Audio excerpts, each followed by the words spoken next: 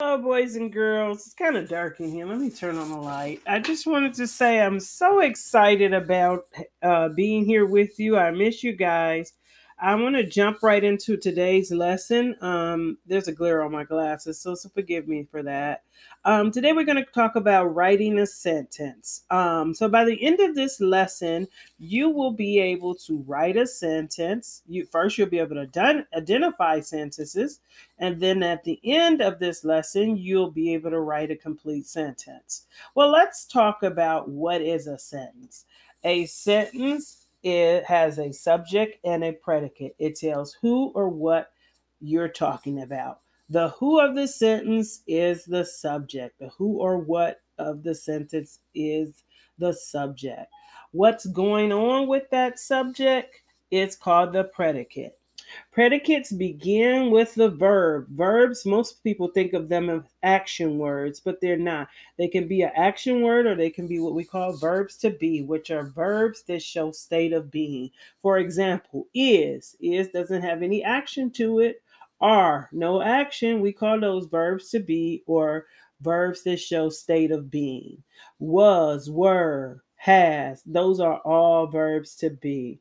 And so they also, all predicates must begin with the verb and explain more about what's going on with the subject. So let's jump right into it. We're going to look at some sentences and we're going to see if you can identify what is a sentence. So let me read the question. What is this sentence about? Now, boys and girls, are they asking you to identify the subject or are they asking you to identify the predicate? Okay, here are your choices.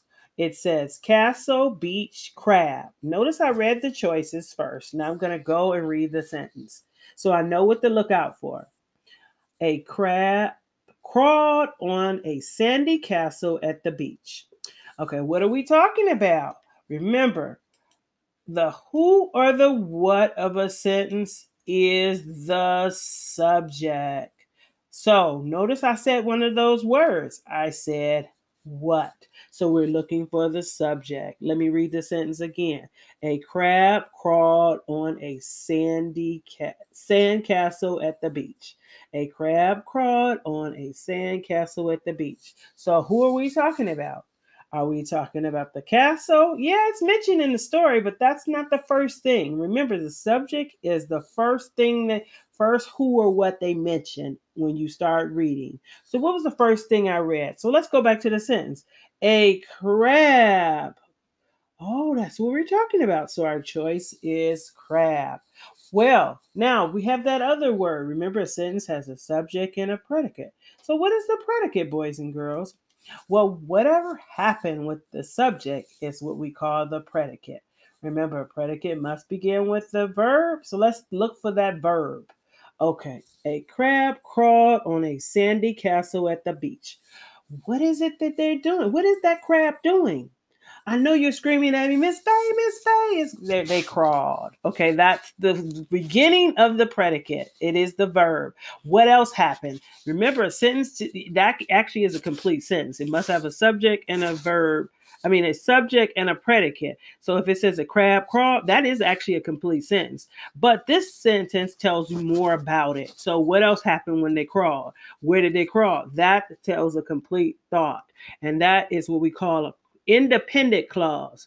Clause has a subject and a predicate, but just because it has a subject and a predicate does not mean it's a complete clause.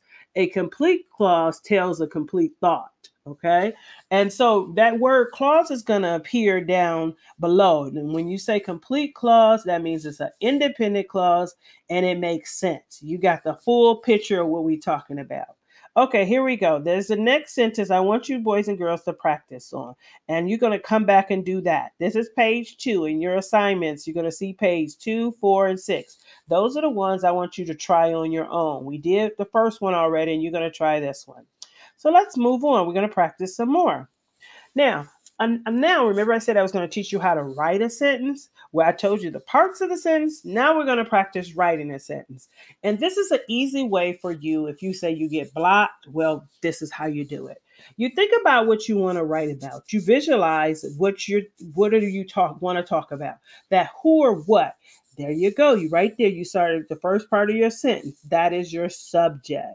So what are we talking about? Is your subject. That's where you start. Then you say, well, what do I want to tell you about my subject? Then that's your predicate. If you go in with the mindset of who I'm talking about and what's going on with them, you'll write a complete sentence. It just has to make sense, of course. Okay, here we go. Let's read the directions on this. I'm going to jump down to the bullet number 2. It says, then write a complete sentence. So it says, think about the first bullet says, think about some two pair of words. Down here, the next bullet says, we're going to think about those things. Now we're going to write or draw a picture. You can draw a picture later. I'm going to teach you how to write a sentence. So we got two words here, zoo and monkey. Both of those could be subjects because subjects are nouns. But we're going to just take one of them as our subject. We can say have two subjects as a sentence, but I just want to take one of them, and I'm going to show you how to do it. So monkeys, we're going to change it instead of monkey. We're going to say monkeys. Are monkeys, let's say monkeys. What happens with monkeys? Well, what happens with monkeys in relationship to zoo? They live there. Monkeys live at or in a zoo or at a zoo. Let's say at a zoo. At a zoo. Okay. And you can name the zoo and all of that if you want, but I'm just showing you with a sentence. Let's see if we have all our parts. Do we have what who or what we're talking about? Yeah, I know you're screaming at me, Miss Bay, Miss Bay. Monkey. Yes, that's the subject. That's the who or what. Well, what's going on with them? Live. That's our verb. And where do they live? At the zoo. That's our complete sentence. It has our subject and a predicate, and it makes sense, and gives you a complete thought. Right here, you're going to consider these words balloon and party. Balloons and party. I want you to try that one on your own. I would pause the video, but I think you can pause the video and you can just try that on your own. Now, when you're ready to begin, we're going to go to the next one. Okay, you're back. Here we go. So, rabbits and hop. We're going to consider those two words. Think about what's the relationship between rabbits and hop. Well, maybe that's what they do. Who we're talking about? Rabbits. So let's make a sentence with that. Okay.